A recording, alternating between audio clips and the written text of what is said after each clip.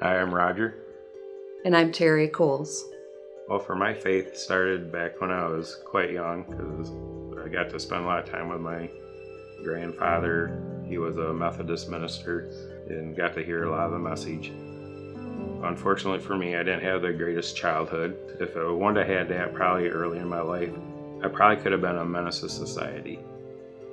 Well, for my first marriage I was in, I was kind of not really walking with the faith. I was doing more of the worldly thing, and I went for it really hard. I was doing 2 jobs. I was working full time and farming both. I wasn't at home an awful lot with the stuff, and it failed miserably, to say the least. She ended up leaving and left me with the 2 kids, so I ended up starting over from square one for 2.5 years until I met my present wife. I came to faith in my first marriage. It was in and out of church a lot. He was in a car accident. He was hit head on and then rear-ended, so he was in between 2 vehicles. He had multiple head injury, closed head injury, so he had to regrow up from the age of 12. They said he would be hypersensitive in his personality, so when he went for something, it was like over the top. That's why we were in and out of church a lot. We weren't real strong spiritually. He ended up passing away in another car accident. We were divorced at that time, but I know that God worked in that because he brought a person into my life, his mother, that is an amazing person, and she's a very godly woman. I don't really know where I'd be if it hadn't been for her and her compassion and her love for me. And her love for God really was a turning point in my life.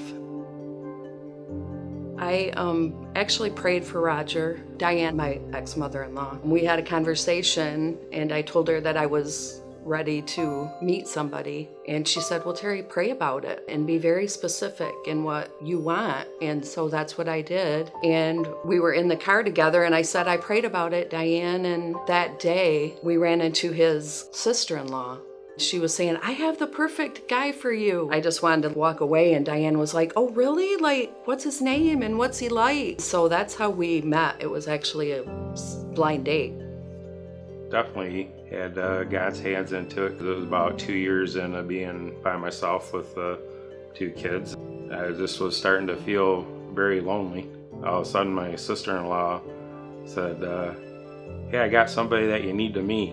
My sister-in-law was a little colorful, so I was kind of reluctant, and it took me a good week before I actually called her, and then we finally went on a blind date.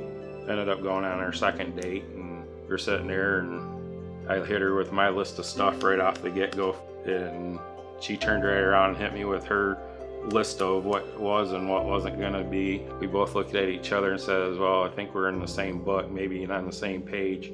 After a month or so, we got our kids to meet, and things went rather rapid, and within 5 months we were married. It was quite fast. We were older and we knew what we wanted, but I think that faith was important to both of us. But in the process of raising kids, we kind of lost that a little bit. We had been to another church, and that pastor had left the church, and it was not a good thing. And then I heard about Encounter from Impact. I came here. Roger had a struggle after that happened at the other church. So I was a little reluctant to throw the hat back in the ring, basically. But as I got there, I found that the lead pastor that was starting it up was very friendly, and the group of people that was there, it ended up turning into like a family. It has just blossomed and grown. I think it does feel like home, like that's where I belong. It's been so amazing to watch God work. And it is family. They are family.